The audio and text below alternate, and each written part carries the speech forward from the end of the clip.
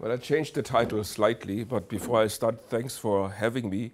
Eleanor and the other organizers have been thinking about this a long time, and this might be just the first event in a longer series of events on narratives and different kinds of religious cognition than what analytic philosophers are usually dealing with, the propositional, argumentative kind of knowledge. I'm very happy to be at this particular place too. This is the opening of Tantur in 1972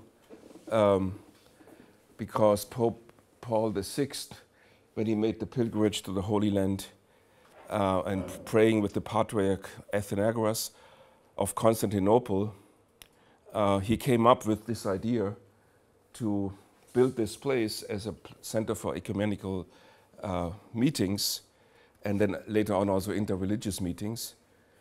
And he asked Father Hesburgh to build it, of Notre Dame, the president of Notre Dame, I think the person who has the most honorary degrees ever, I think 134 honorary PhD, something like this. And when I was a postdoc at Notre Dame, at dinner, I discussed international politics with Father Hesburgh. And he liked this so much that he invited me to this famous office for after dinner drinks for the Touchdown Jesus Library there upstairs. And so I spent many hours with Father Hesburgh up there discussing international politics. He never talked philosophy, but anyway, so here's Father Hesburgh at the opening event here of this place, and he built it, or he was Pope Paul VI asked him to build this place. So since I knew Father Hesburgh, the place was, it's the first time here, the place was immediately felt like home to me. This is a conference about narratives. I start with a personal narrative. When I forget how old, because I cannot remember. My father told me. I was very little. I was outside with my father, and I asked my father, Papa, du bist doch stärker als der liebe Gott. Daddy, you're certainly stronger than God. And of course my father was amazed by this. How could this, what have I done wrong with the religious education with this kid asking me whether he is stronger than God? And then he told me a story. Remember how hard it was for me to repair the staircase yesterday, and now look at the trees and the mountains. We had the home in a beautiful a mountainous area in Germany. Look at the rivers, and how could I possibly, could I have made these things that I was struggling with repairing the staircase? And so is this a rational argument just disguised in metaphors and pictures to make it suitable for a child, or is there something deeper in the story?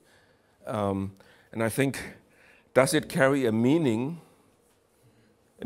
So there's a typo there. Does it carry meaning that cannot be captured in proposition? Or if we capture it in a propositional argument, the strength of the muscles of my father and the strength you need to pile up so many, with the muscles of my father, so many stones that you actually get rocks, that you get the mountain we were looking at. Have you captured the essence of your argument, or is something lost? When I studied theology, when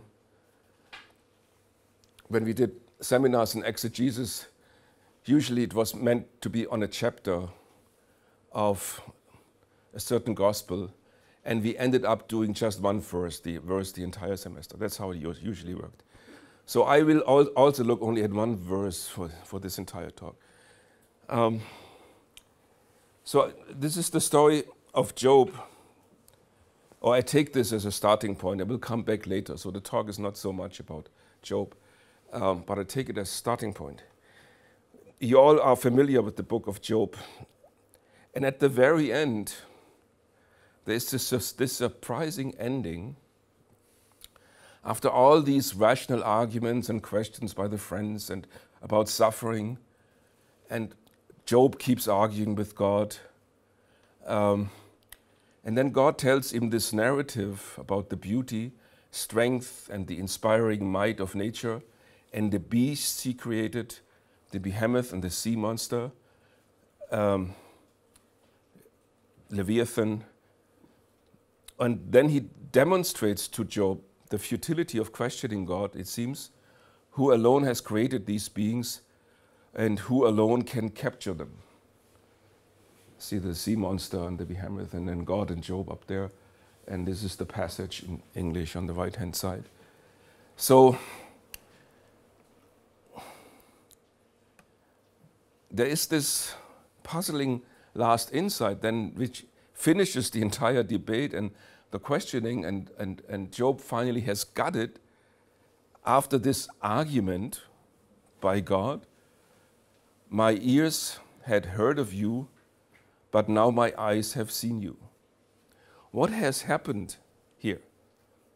What does it mean that he now sees God?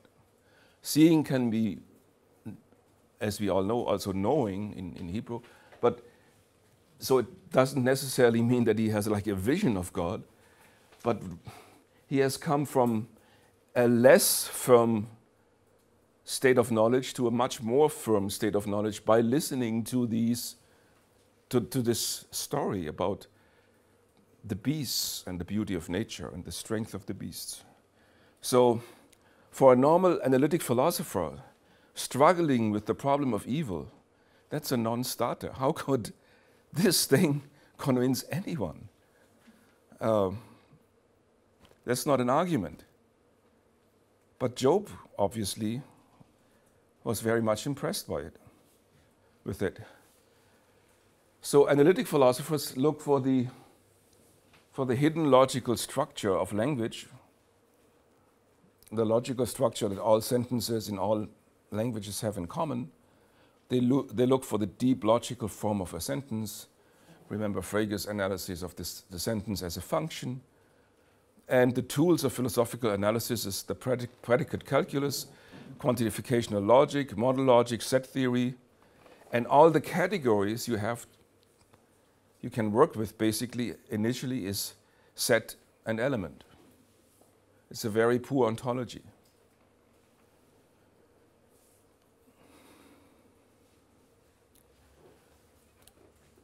The poverty of the vocabulary or the tools you have is also limiting the philosophical theology you can actually engage in.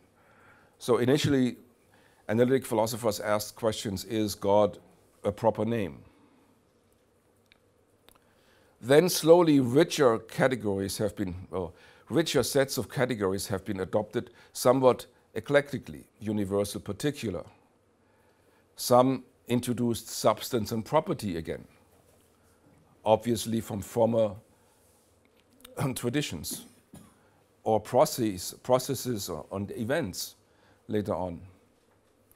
And all of this was done mostly from a third-person perspective. Then in the 70s, something amazing happened. Looking at, trying to understand how language works, how we understand a sentence, we need to come to grips with the concept or with the idea of intentionality, mental content, that a sentence expresses a content.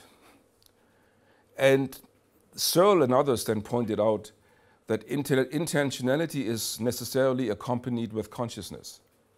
And all of a sudden, from mere analysis of language, the topic of consciousness became center stage. And it followed directly from the analysis of language. The third lecture of Kripke's Naming a Necessity mirrors the same development. And analytic philosophy of religion mirrored these developments by moving from an initial epistemological justification of religious belief and semantical meaning of religious language to an ontological and metaphysical emphasis later on. And maybe Plantinga's free will defense in 1977 marks the transition. 5 years after this place here was opened. Now, Eleanor, sitting next to me here, has argued that narratives can offer us insight from the first and second personal point of view. And she distinguished a Franciscan, person-oriented versus Dominican, issue-oriented knowledge. I will add a little bit of Ignatian knowledge today, just to round it up. Without that, her theodicy, one might argue, would simply be a variant of a soul-making theodicy. From suffering to discovering my deepest heart's desires and becoming who I truly am. So my soul matures, grows in the process of suffering. But that wouldn't do the entire project justice. The first and second personal methodology is not just a narrative illustration of a theory developed from the third person point of view, but it is a distinct form of knowledge. And I think that's very, very important. When analytic philosophers talk about narratives, they very often use the narratives as ornaments. So they have a strict propositional argument from the third person point of view, and to make it nicer, or somehow make it look like it was connected to the Bible, they add 2 or 3 Bible stories, narratives. But you could basically get rid of them without loss of any substance. And the Bible stories then are usually told in a very hermeneutically naive way, because they don't know the languages, they don't know the background and so on. And so the German theologians are driven crazy by this. These analytic philosophers, they use these Bible stories, have no knowledge of exegesis, they don't know the languages, and it makes no sense. All they want to do is their metaphysics, and the Bible stories are just little flowers they put on their metaphysical edifices. But they don't carry any structure, they are just ornaments. So that's not what if that's what we want to do, we can just as well stop here. That cannot be the purpose of our meeting. The point is that a philosophical answer to deep religious issues, like the problem of evil, cannot be provided in full from the third person perspective. A full answer, humanly possible. The full answer, of course, is never possible for the problem of evil, but a full humanly possible answer must necessarily involve knowledge gained from the first person and the second person, I, thou, relational perspective. That in effect implies that the answer is in anonymity particular and non-general. Thus, its content cannot be fully transported into propositional form. Is this existentialist turn, so to speak, still analytic philosophy?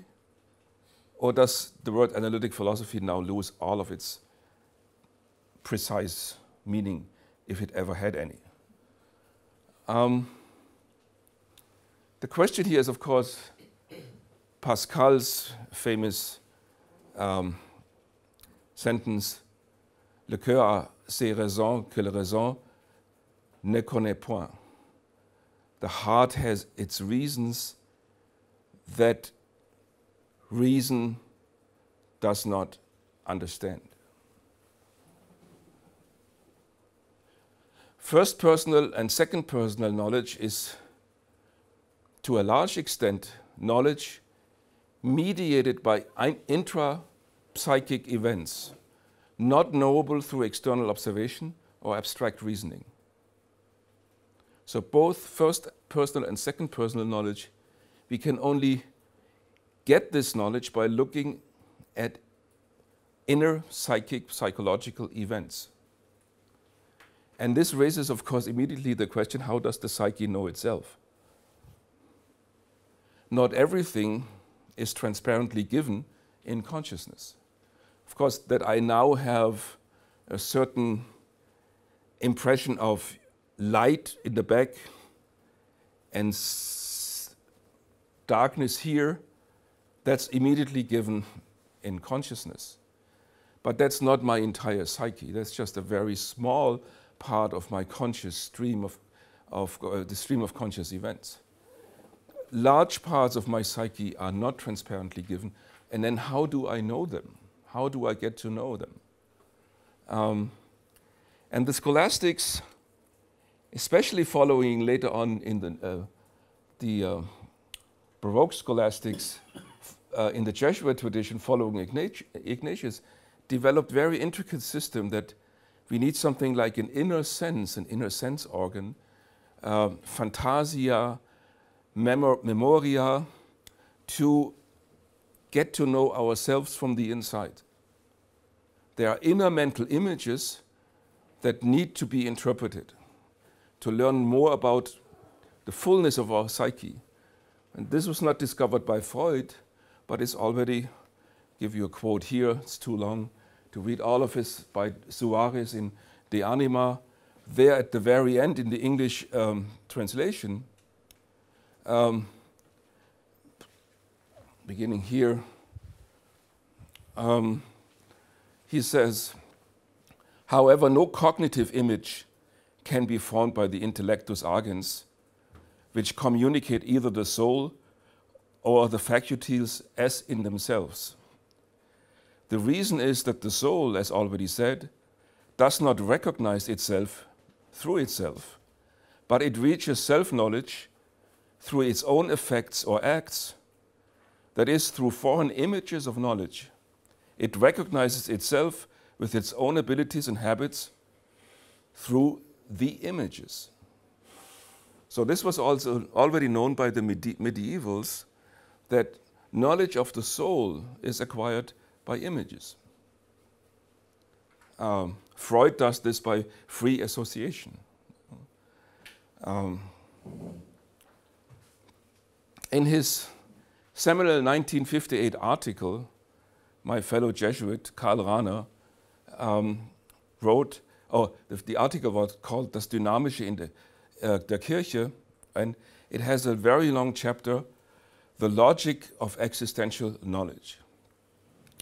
And the effect of this article on the Catholic Church cannot be overestimated. It's an extremely influential article. And it is based, this chapter, on the 3 times in which a sound and good choice may be made in the spiritual exercises of Saint Ignatius of Loyola. And based on this historical source, Rahner develops a logic of existential knowledge, out of which a whole new movement of retreats arose all over the world.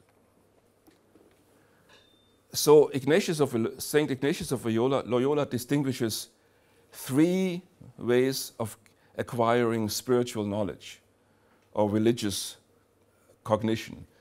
I think this is one of the new main topics, big topics of Templeton, religious cognition. How is religious cognition possible? And Ignatius says there's 3 ways. The first one is that God, our Lord, moves and attracts the will so that without doubting, the soul immediately follows.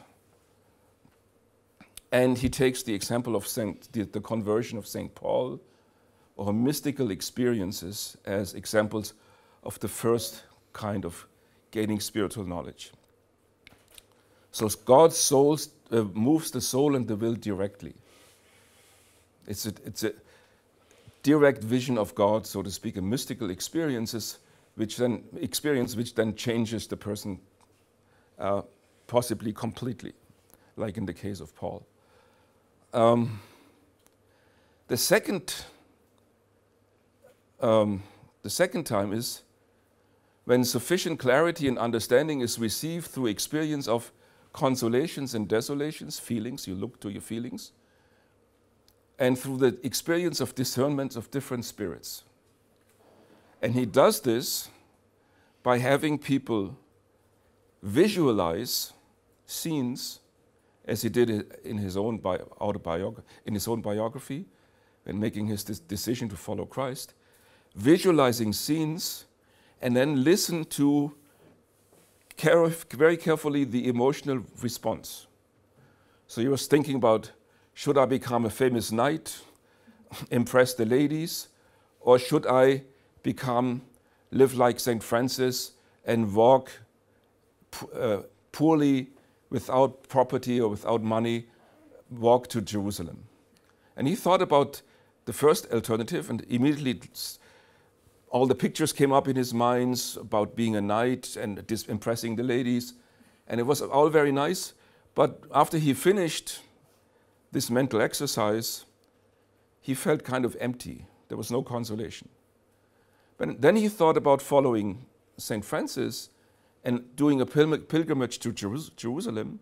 It's very nice because we are now here. And he felt that after, and imagine this, how he would come to Jerusalem and visit all the places where Christ had been and so on. He imagined this with all his senses, and then he felt for hours a good feeling afterwards, a deep consolation. And he said, well, then I learned that's the way I have to go. That's my way. And that's the second way of acquiring spiritual knowledge. And the third way is basically use your mind, your reasoning capacities in a slow and purposeful, quiet way so that you don't make any errors. So that's basically do analytic philosophy. But that's just the third way of the three. So the third way is calm, rational analysis of the situation, using the natural powers of reason, looking at propositional knowledge from reliable sources, third-person point of view. The second way, just repeating this, repetition is the mother of studies. So, the mother of studies. So I was thinking in Latin and English at the same time. Pictures, images, and narratives provoke emotional responses. Second way. Pictures, images, and narratives provoke emotional responses. This allows for the discernment of spirits. Clarity is achieved through deeper understanding of my own emotional states, deeper knowledge of my psyche, and deep consolation is reached through congruence of my deepest needs, Eleanor would say deepest heart's desires, and my rational, conscious self-conception.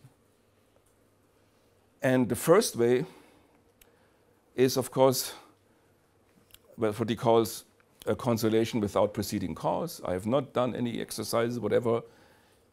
The divine reality just forces itself into my life.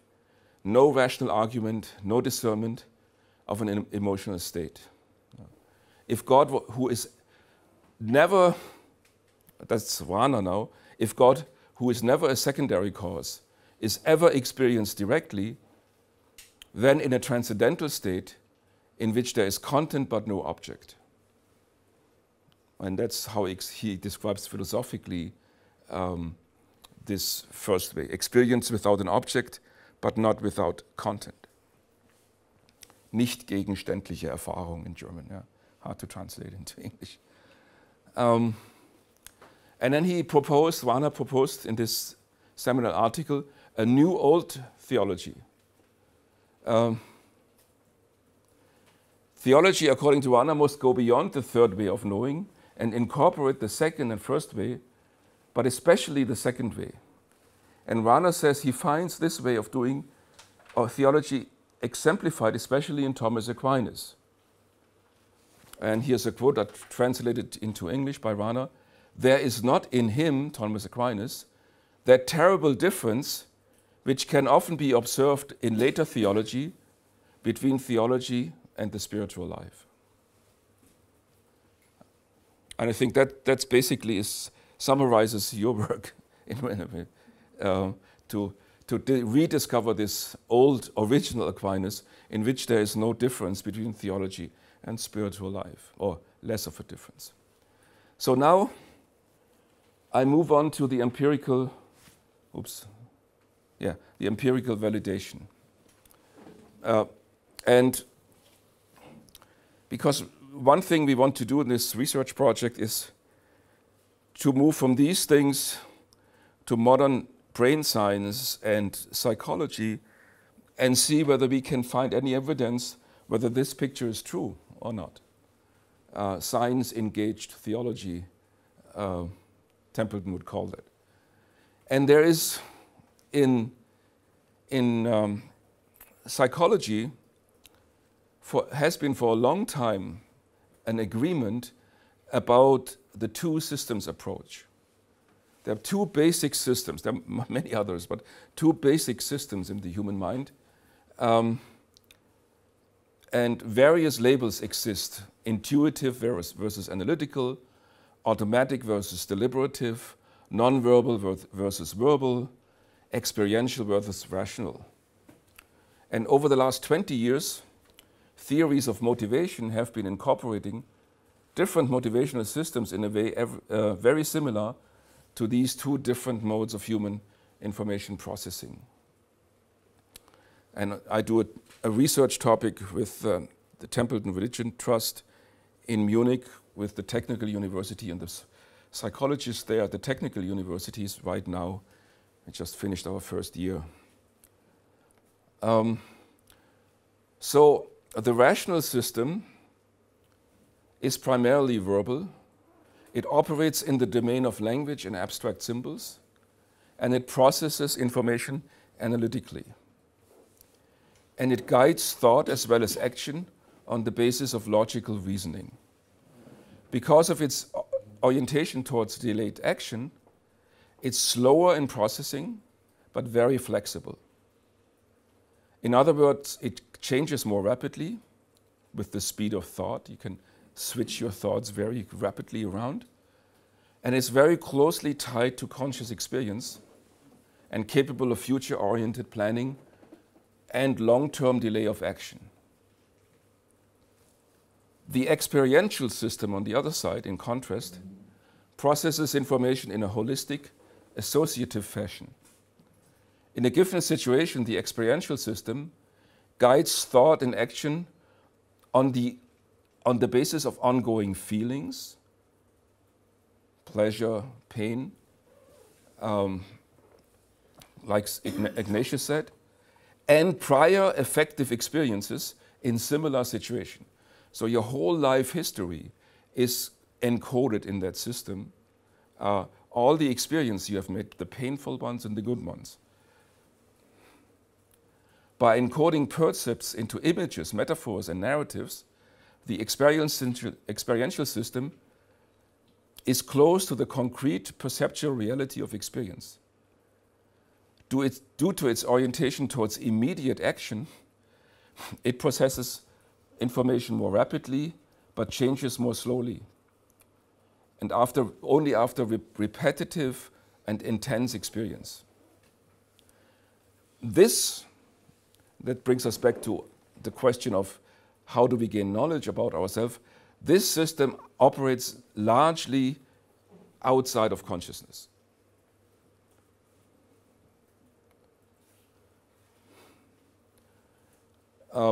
Breaking this down on the motivational system, the explicit motivational system, so I'm back to the explicit, is constituted by a multitude of individual, stable, language-based, and consciously accessible beliefs and about their needs and motivational orientation.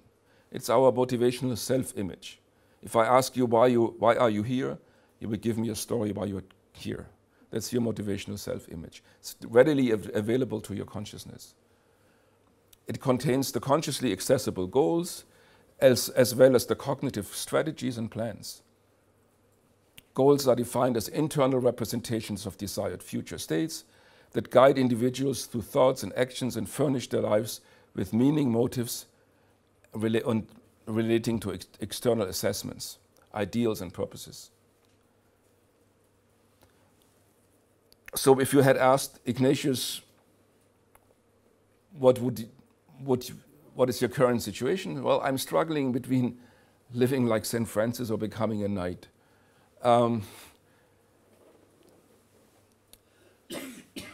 The implicit system, on the other hand, is motivationally based on a very small number of largely biologically non-conscious motives, like power motive, affiliation motive, competence motive, autonomy motive, and recurrent concerns for affectively charged intentions, such as doing something better or mastering a challenging task, establishing, maintaining, and restoring positive relationship with others, having impact on others and the world at large. Now that gives us two models of, in philosophy, two classic models of authenticity. On Saturday evening, I had dinner with a guy in Cannes, France, by the name of Jean-Jacques Rousseau, but it wasn't the original Jean-Jacques. He just had exactly the same name. So Rousseau claimed the mostly unknown deep desires are my true nature, whereas the demands of society, which I know consciously, are an alienation. And the explicit life goals, in order for me to become a happy, fulfilled human being, have to adjust to these deep and hidden, innate, deepest desires of my heart. So the ideal self is then often the ideal created through the propositional demands of society, my parents and so on. And for me to be truly happy and to have true self-actualization, this public self concept must be assimilated to the true self, the hidden self. Sartre, of course, had exactly the other idea. He said, who cares about this hidden nature? I have not chosen it. It's not my nature. It's handed to me by nature. I don't care about it. The person that lets herself be driven by subconscious forces can never be authentic. In human life, existence precedes essence. We have no choice about these innate, unconscious needs and desires and experiences. So they are not truly me. But this just philosophically reflects the two centers and which one is more important. We, of course, think that each one of them is important, and the important work that has to be done to become truly you is to integrate the two. And so our research project, funded by TRT, is called Motivation and Volitional Processes of Human Integration. It's an interdisciplinary research project between philosophers and psychologists in Munich. And we basically use, in psychology, self-determination theory by Ryan and Deasy in the US. That's the most recent form of humanistic psychology, which emphasizes very much the power of these innate, subconscious parts of the psyche, and has a dual model with the two centers. And personal systems interactions theory, PSI theory, which is more common in the German-speaking world. It's the most influential personality psychology in the German-speaking world, not as known yet in the English-speaking world, but a very elaborate theory. And we try to integrate self-determination theory and personality, PSI, and do a philosophical reflection on what that means for our concept of the self philosophically. What is the self? So in PSI, we have 4 centers. And I look only at 2 centers of the psyche, on the upper left quadrant and the upper right quadrant. In the upper left quadrant is what we call intention memory. So that's your analytic thinking, your planning, your conscious self concept. On the upper right, you have what we call extension memory. This is holistic thinking. This is meaning, finding meaning in life, implicit self. So that's the part that's mostly unconscious. So what you have in there is memory of all the important episodes, all the way back to childhood, especially how you dealt with things that wounded you, how you overcame difficult things. And this is all in a holistic way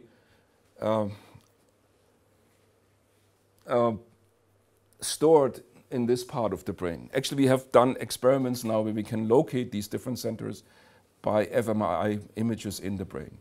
So we have gone down from psychology to neuroscience to locate those things in the brain. For example, a person who is very much living out of this self-regulating extension memory, we call a mature person. If that person comes into a situation which is somehow tense, difficult, because he or she has so much experience with similar situations, they automatically react in the appropriate way. They don't have to start using self-control or analytical thinking. What do I have to do in this very difficult situation? So they intuitively, because of their large life experience which is stored in the extension memory, can react what we would call in a mature, highly developed personality kind of way. The trouble is now, I cannot go because for time reasons, but we can do this in the discussion. There's plenty of time for this. In the whole model and more about the two centers. But all we need for my point is to know that there are these two centers. The trouble is, if I want to integrate those two, how can I possibly do this given that the most important one, the holistic implicit self, speaks no language, no Hebrew, no English, no German, is completely inaccessible by language. This again can be shown by experiments. You cannot trigger responses there by verbal clues, almost impossible. Slightly, little bit, but almost nothing. Whereas the other one, where I make my plans about in the future, the self-concept, is completely construed in the natural language. How can you integrate those? Those two would have to communicate, but they cannot. They have no common language. We know people from our own life experience who obviously cannot communicate between. They make life choices that do not fit their true personality and then get burnout and so on. Yeah. Well, we also have done experiments how to have these two centers communicate. And we found out by experiments that visions, is something that both centers understand, because the left-hand center can linguistically describe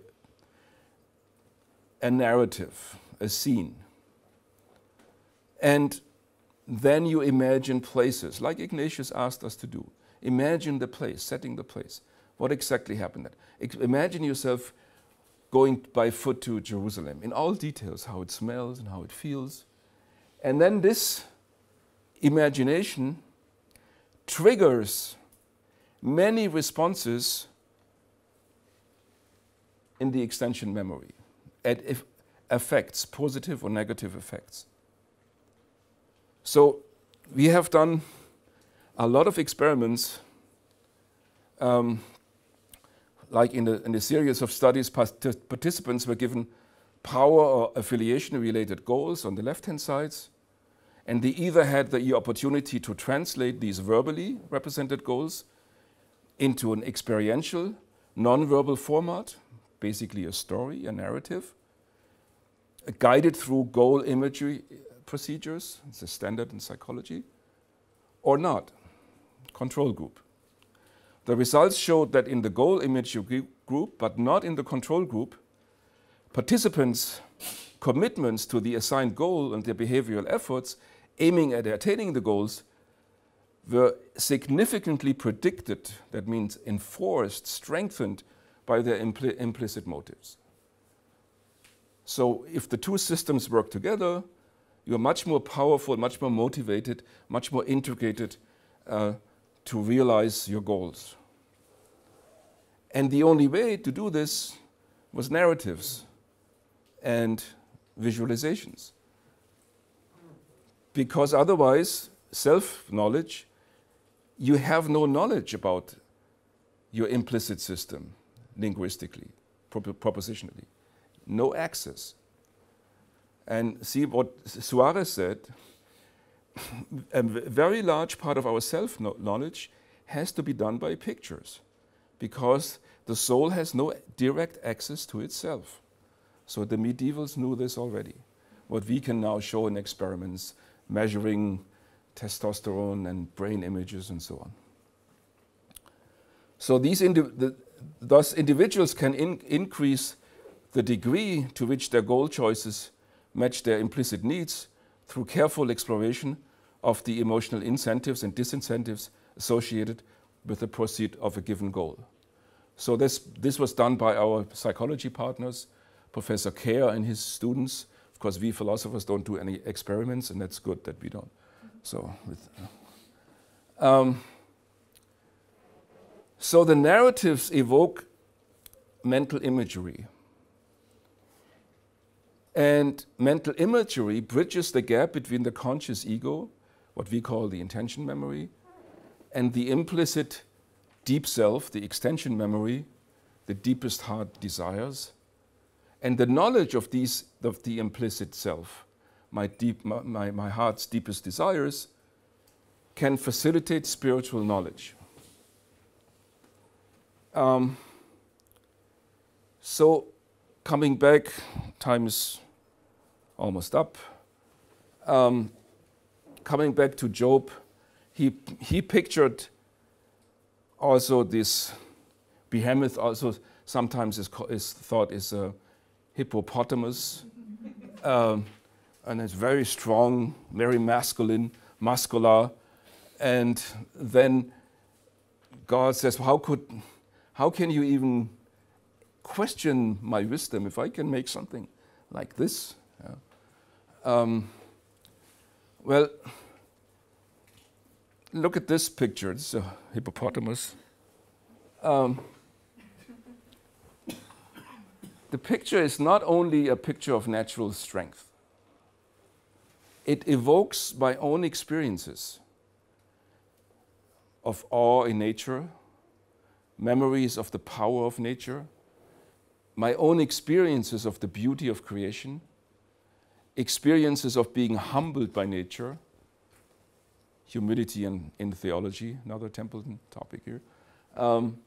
So I'm deeply humbled by, when this guy doesn't even care about the lion. It's nothing. I'm scared to death by a lion, and this guy is not even affected by the lion's most intense efforts. He's not even trying to run away. But it also reminds me, it triggers events of being wounded and also of episodes of being strong, not being affected by the wounds, because the guy is certainly wounded. The claws of the lion will somehow penetrate the thick skin, but it's a very thick skin. In German, I'm not sure about English. Do you speak about thick, thin skinned people? Yeah. It's a thick-skinned, even psychologically. So everything the picture transports is not fully representable in propositional knowledge in terms of what it triggers in you, in your subconsciously stored life experiences, episodic memories of relationship. Especially, I thou relationships, but also many other things you have experienced. It's very interesting that in near-death experiences, the so-called life review, people during near-death experiences have a complete experience of all their interpersonal relationships through the entire lifetime, only under the respect of where have I loved, where have I hurt other people. And that's the only thing they are interested during that life review. So that's stored somewhere, because it's there, all of it is there, in incredible clarity, because I know I had a near-death experience myself. So it's there, all your experiences are there. And they are immediately emotionally evaluated, whether they are morally good, whether you have loved, may not be not morally good, but whether you have loved or hurt. So the picture, very simple picture like this, evokes so much more than we can express in a propositional argument. And as I try to explain, that's what we should expect from the way our psyche works. So coming back to the beginning, no rational argument could convince Job, and Job keeps arguing with God. And then God tells a narrative about the beauty, the strength, and the awe-inspiring might of nature and of the beasts he created. It's a very beautiful, you all know this text, I won't read it with you, but it's long. But it's two poems, so to speak, about the beauty of nature, and it culminates in these beasts. And after this long series of vivid poetic images presented to him, Job states,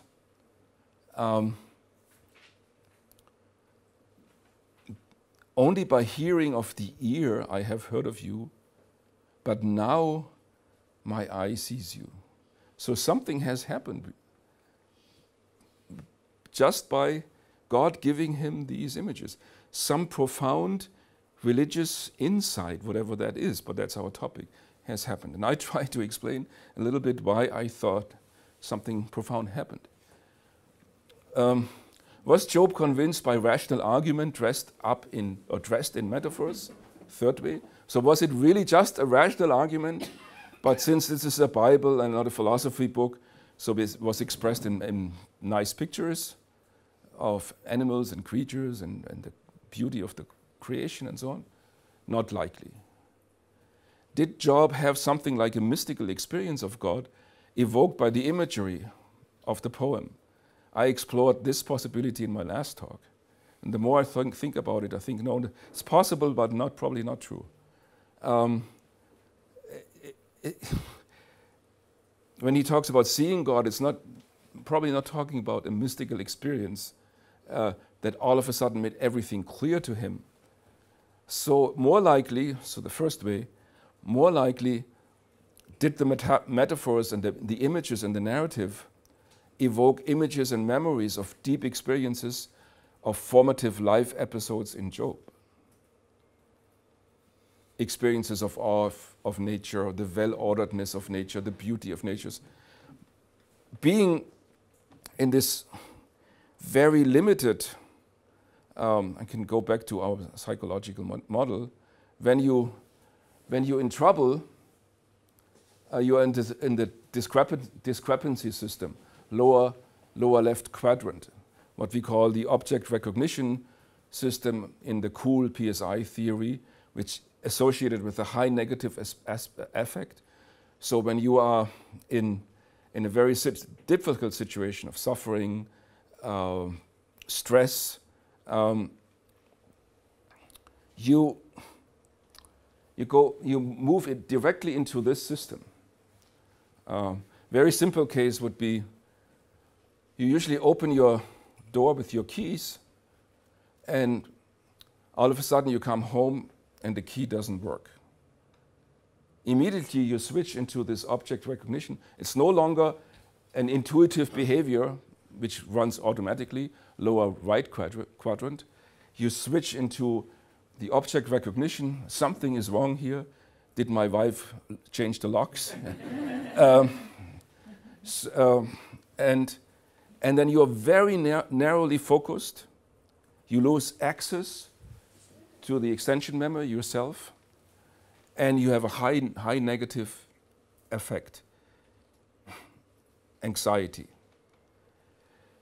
Personal growth is, if you can, here we have personal growth, if you can incorporate these negative experiences into your holistic self and make it part of your whole life history and the true understanding who you deeply are, then you get out of the negative affect and in a more positive, integrated way of being again. So that's exactly in a way what we can see with Job here. The pictures make him see the big picture of his own life, the life before the things he was stricken by, the diseases and the poverty and every loss of family, of children and so on. And being again in the big picture of his life makes it able to incorporate the former experiences and then get out of this anxiety, error mode into accepting, well, everything. Even this is now my particular fate, but the big picture is still okay. Did metaphors evoke images and memories of deep experiences and formative life episodes in Job? Yes, most likely. I think that's he gained really knowledge in the second mode, adding some Ignatian knowledge to Eleanor's Franciscan and Dominican. After hearing the narrative, Job says, I was told, but I did not understand. Now I understand. Therefore I recant and I repent in dust and ashes. The narrative transports information that a merely propositional presentation could not have transported. Why? The narrative evokes mental imagery. The mental imagery responses the implicit deep self with all the stored life experiences from early childhood on and all the relational second personal experiences. The narratives leads to a more profound self-knowledge via images, Suarez, and our experiments by Professor Kea. And Job trusts his own experiences and intuition. And trusting one's own experiences and intuitions can lead to a more profound knowledge of others and even of God. Thank you very much.